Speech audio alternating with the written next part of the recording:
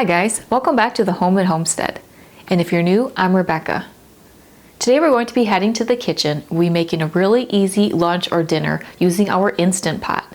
We'll have the taste of spring using some nice split peas. We'll be making the classic split pea soup. This is a really nice way to use up leftover ham or even corned beef. Today I'll be using another option by using bacon.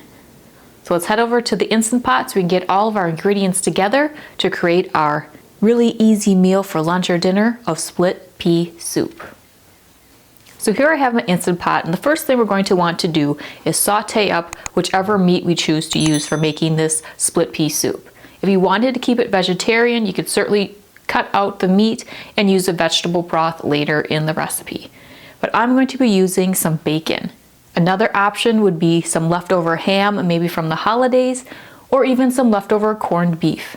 Since the soup has a beautiful green color, this is also a really nice option to have for St. Patrick's Day or to help use up some of your leftovers from that particular holiday. So for the Instant Pot, what I'm going to do is hit the saute button and it'll be on normal. So first let's saute up some of our bacon. As the Instant Pot is heating up, I'll just add a little bit of oil. You can use olive oil or avocado oil, they both work nicely. Then once the pot has heated up, we'll add our bacon.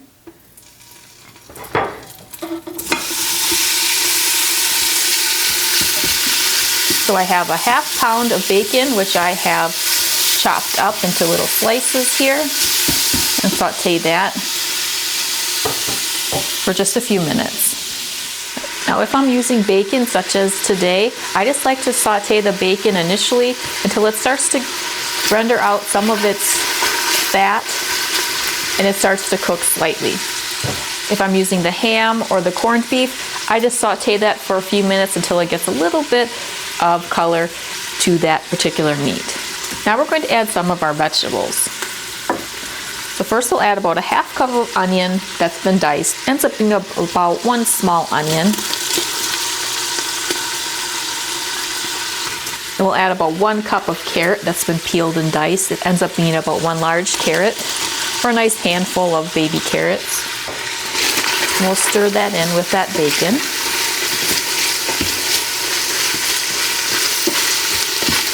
And as that bacon continues to cook, it will continue to release some more of that fat for what we are sauteing here. Now we'll just cook the carrots and onion with that bacon just until they begin to slightly soften. Now that the onion and carrot have cooked to just be slightly softened, I'm going to add about 2 cups of potato that I peeled and diced. Ended up being about 2 potatoes.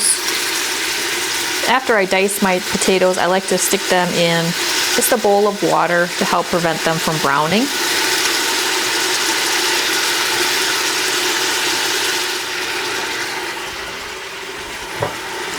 Stir those in.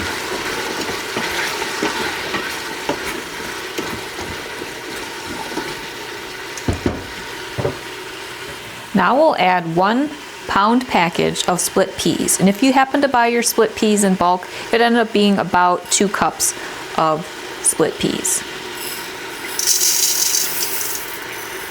These have been rinsed and then placed into a bowl. We'll stir those around.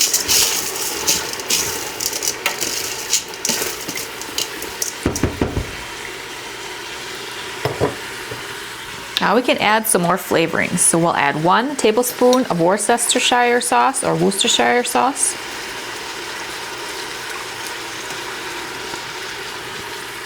And 1 teaspoon of salt.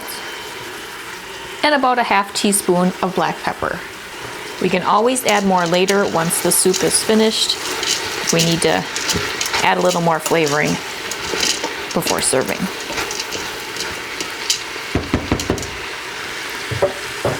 Now we'll add 5 cups of either chicken or vegetable broth or stock.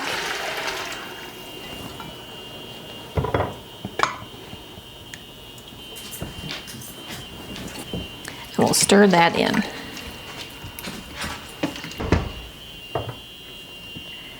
Now I'm going to hit cancel. We'll get the Instant Pot lid on, set it to sealing, and we'll press either manual or pressure cook on high pressure for 15 minutes. So our split pea soup will then cook on high pressure for 15 minutes, and then we'll allow it to do a 15-minute natural release, and then I'll put the steam diverter on and release the rest of that pressure at that point. So let's let the Instant Pot do its thing and cook our homemade split pea soup. All right, the Instant Pot has finished cooking, and now it's done a 15-minute natural release with the L15. So I can put my diverter on here, release the rest of the steam. All right, the little tab has dropped, so we can remove the lid.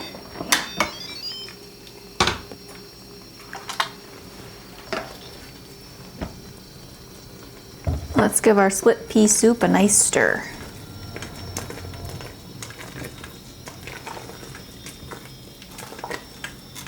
So you can see the split peas have cooked down and they're a nice soft texture to give this soup a lovely thickness to it. And then I like adding the potatoes in, because then you get these nice big chunks and pieces of a nice cooked potato in this hearty split pea soup. So this can be just simply served in your Instant Pot. It's already on keep warm, so it'll keep your soup nice and warm until you're ready to serve. And I just put my glass lid on until we're ready to eat. So let's have a taste of our split pea soup here. See if we need to add any more salt and pepper or seasonings to this. That tastes just right. Let me put some of this into a bowl and we'll have a closer look at our homemade split pea soup.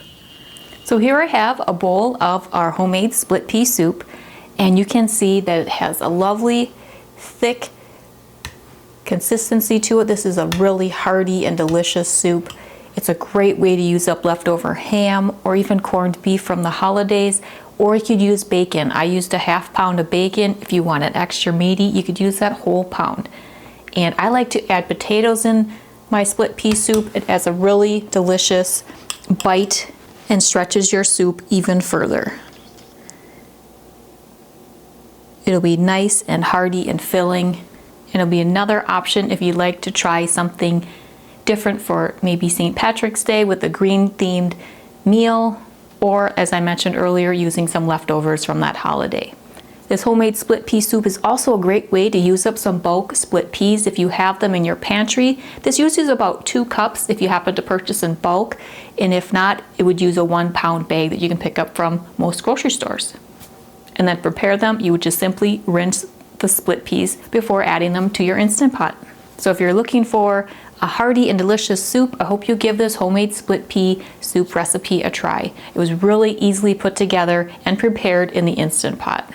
If you'd like more ideas and inspiration on easy meals, you can check out my playlist on the topic, as well as multiple recipes that I have in my recipes and in the kitchen playlist as well. So if you're new to the channel or haven't done so yet, I'd really appreciate it if you would subscribe. So please be sure to hit that subscribe button below and continue to watch my channel, The Home and Homestead, for some more homemade, homegrown, and home style inspiration. Well, I hope that you're having a great day. See you next time. Take care.